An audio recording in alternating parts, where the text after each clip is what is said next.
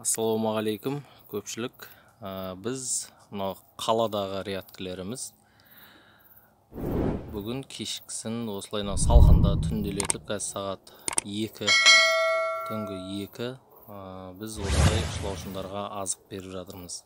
Кешкі салқынмен азықтандырғандарыңыз ол өте жақсы, себебі шылаушындарға ыстық болмайды. Бұл енді не дегенмен бетін ашасыздар, сол бетін ашқан уақытта шылаушындарыңыз жаңағыдай стресске ұшырамайды, басқа болмайды, тезірек осы неген үйреніп кетеді. Мына азықтарда жақсы сіңеді. Қазір біз осылай алмаларды түгелімен осыяқа төсеп шығатын боламыз.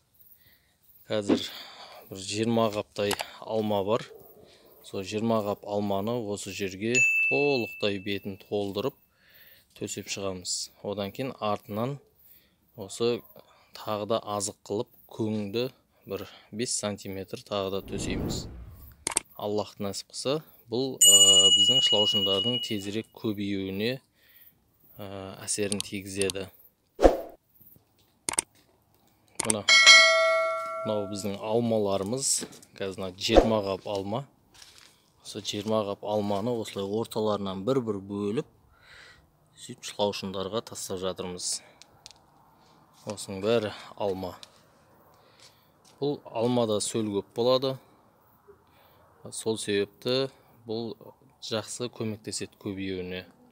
Тәтті көп болады бұда.